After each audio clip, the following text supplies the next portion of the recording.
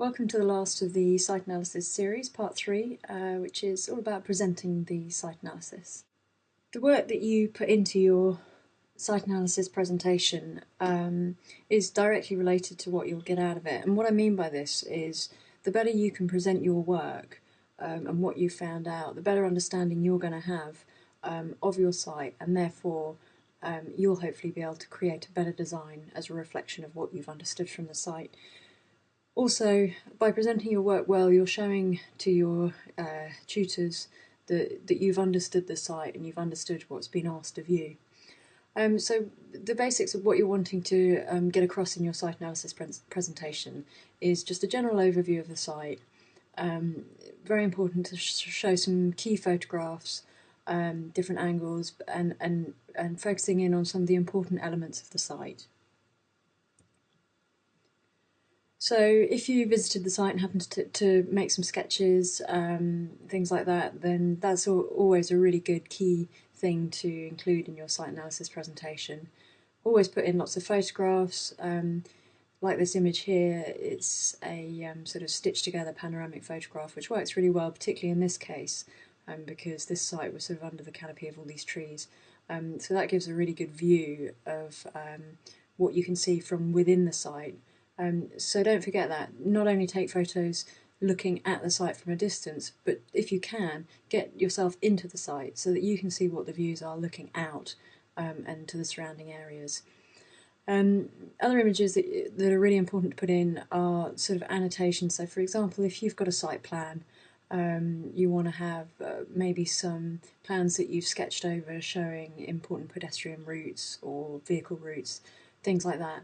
I'll go into a little bit more detail about that shortly. So you'll also want to include data, and that's things like charts, graphs, for example this one here is about the climate, rainfall, things like that. Any data that you've collected either from the site or from desktop studies after you visited the site.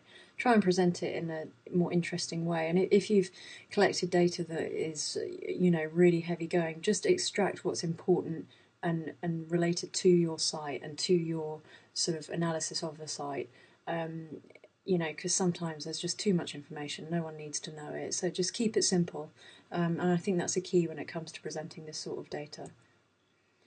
Another thing to look at is sun angles.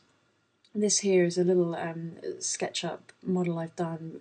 It was pretty quick to do, but it's a really good way of showing the sun directions. So you've got early morning sun here, which again you could label up, and then sort of midday sun. This is in around September time, I think, so still quite long shadows, and then late afternoon, early evening sun. You can also do the annotations with showing the actual sun path, which I'll show you a bit more in a minute. But these are good little SketchUp models, are always really useful to show the shadows, because you can really see how a shadow is going to hit your proposed site. Okay, so just to go back to what I was saying about annotating your drawings, I've got this SketchUp model again. So for example, you could, doesn't matter how you do this, but you could add on your sun path. So for example, you could have your morning sun, midday sun, and evening sun. Obviously you'd do a better job of this than I'm doing here, but this is just to give you an idea. And then, so for example, you would have your, you could say you've got your prevailing wind, so you've got arrows coming in from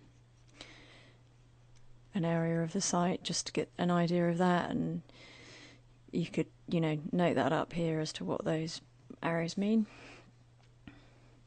You could also put on things like pedestrian sort of circulation. So for example, let's say that there's a main pedestrian route going through the site, you could label this up and have these going through like this.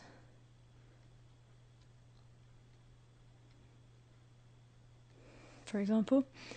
Also, if, say, for example, you've got a main, vehicle route or something, you could put that on. And it's just to show exactly how all these elements relate to your site, and what you're going to design. Another thing you could do is say we've said that this is a really busy road. Let's say that this is a site here that we're looking at. Let me just draw around that just so you can see. So let's say that this is our site here that we're looking at redeveloping. Okay, and because we've identified this as a really busy road, perhaps we could put in a suggested landscape buffer. So we could scribble that in here to show that we feel it's necessary to put in a suitable buffer between the busy road and our site. Another thing you could put on is things like views. So let's say from our site the best view is looking out towards this church, so we could just put in, little arrows like this to demonstrate where we want the main sort of focal point looking out of the site to be. Or let's say that this was a lovely park or something like that. You could have some big old arrows coming out here showing that you want people to be looking in this direction. So yeah, you get the idea of how to just create a bit of interest directly onto your site plan, whether that's a 3D plan or 2D, it doesn't really matter, but you can put all of this information on, and then just on the side here give an idea of what all of these colour codes mean, etc.